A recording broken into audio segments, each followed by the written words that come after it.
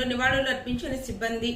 నవభారత రాజ్యాంగ నిర్మాత బాబాసాహెబ్ అంబేద్కర్ 68వ వర్ధంతి సందర్భంగా హనుమాన్ జంక్షన్ విద్యుత్ కార్యాలయంలో విద్యుత్ కార్మికులు, అధికారులు తదితర సిబ్బంది పాల్గొని బాబాసాహెబ్ అంబేద్కర్ చిత్రపటానికి నివాళులు అర్పించడం జరిగింది.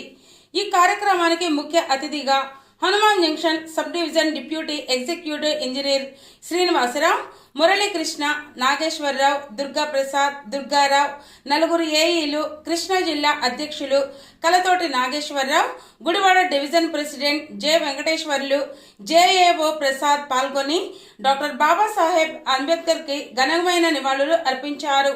ఈ కార్యక్రమంలో ఉద్యోగ సంఘ నాయకుడు నాగేశ్వరరావు మాట్లాడుతూ, బాబాసాహెబ్ అంబేద్కర్ ఎదగడానికి ఒకే ఒక్క ఆయుధం చదువు కాబట్టి ప్రతి ఒక్కరూ విజ్ఞానాన్ని సంపాదించి బాబాసాహెబ్ అంబేద్కర్ ఆశయాలు నడవాలని కోరారు. జైభీములు.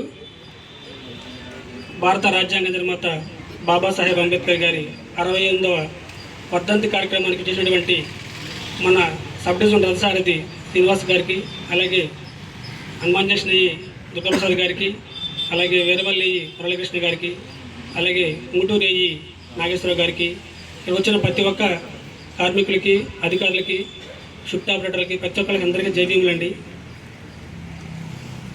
బాబాసాహెబ్ అంబేద్కర్ గారు చాలామందికి మనందరూ ఒక రాజ్యాంగం రాశారు, రిజర్వేషన్స్ కల్పించారని మాత్రం కొంతమందికి తెలుసండి. దానివల్ల కొంత అవగాహన లోపం వల్ల చాలామందికి ఆయన గురించి నెగిటివ్గా ఆలోచిస్తున్నారు.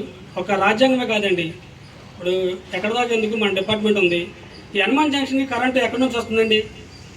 ఎక్కడో కొత్తగూడెంలో తయారైన కరెంటు, లేదంటే ఇబ్రహీంపట్నం నుంచి కరెంటు, లేదంటే మనకు తగ్గితే వైజాగ్ నుంచో లేకపోతే ఎన్టీపీసీ నుంచో తీసుకున్న కరెంటు ఇక్కడికి ఎలా వస్తుంది? ఇక్కడ మిగతా సభ్యులందరికీ పేరు పేరున ధన్యవాదాలు. ఇప్పుడు చాలామంది చాలా రకాలుగా చెప్పారు. అంటే ఏం చెప్పినా అసలు పూర్తిగా తెలియదు మనకి. ఒక పుస్తకం ఆయన చదివింది, ఆయన చేసింది, ఆయన జీవిత చరిత్ర చదువుకునేటేనే తెలుస్తుంది. పూర్తిగా తెలుసు నాకు అని చెప్పే శక్తి మనకైతే లేదు, నాకైతే లేదండి.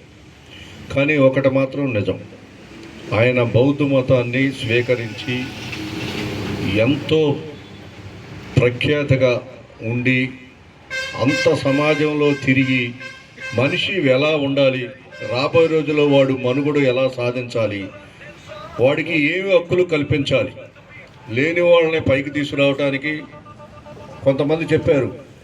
ఈ కుల వ్యవస్థ నిర్మూలన కానీ, కొన్ని చోట్ల పల్లెటూరులో ఆ బావుల్లో నీళ్లు తాగడానికి ఇది లేనప్పుడు ఆయన వెళ్ళి దాన్ని రూట్ కాజ్ చేసి దాన్ని కన్విన్స్ చేసి దాన్ని కూడా సాధించాడు.